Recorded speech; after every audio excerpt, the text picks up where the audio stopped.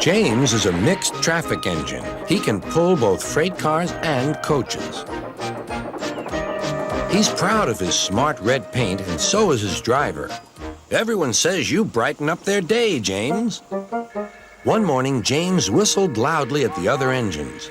Look at me. I am the smartest, most useful engine on the line. Rubbish, replied Thomas. We're all useful. Sir Topham Hatt says so, and he's head of the whole railway. You know what, James? Added Percy. What? Replied James. You're getting all puffed up. James huffed away. Later, he was still boasting. I'm the pride of the line. I saw you pulling freight cars, snorted Gordon. You're only a goods engine. I pull coaches, too. Not as much as I do. But Sir Topham Hatt has plans for me. James was only making this up, but Gordon believed him. What plans? Wait and see. Oh dear, he thought. Now what'll I do? Thomas was shunting shining new coaches. Good morning, James. Are those coaches for me? Asked James hopefully. No, these are for Gordon's Express. I'll fetch your freight cars next. But James was going to play a trick on the other engines. Actually, Thomas, I'm taking the coaches. Sir Topham Hatt asked me to tell you. What about the cars? Asked Thomas. Give them to Gordon. Come on, Thomas, said his driver. Orders are orders. So when James's driver returned, James was coupled to the coaches and he puffed away.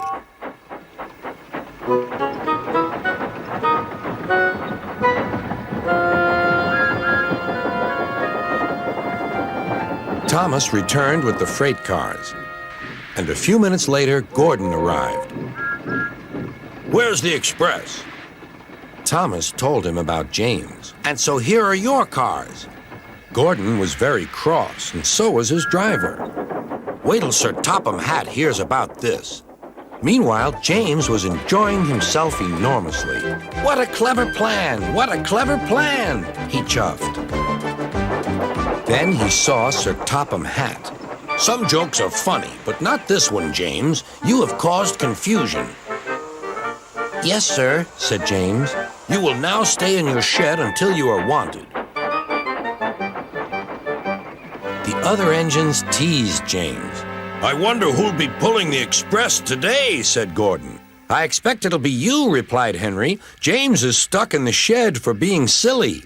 James felt sad. Next morning, he went back to work.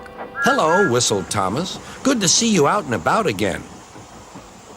I'm sorry I tricked you, said James. Are these my cars? Yes, replied Thomas kindly. They are pleased to have you back. James set off to the harbor with his train of freight cars. He bustled about all day, pushing and pulling them into place.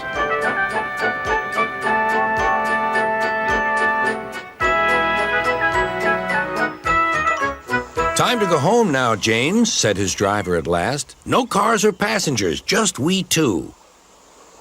But his driver was wrong. Excuse me, called a man. I have a meeting with Sir Topham Hatt, and I mustn't be late. May I ride back with you? Of course, replied James's driver. Then he whispered to James, This gentleman is a railway inspector. James was most impressed. He steamed along the line as smoothly and quickly as he could.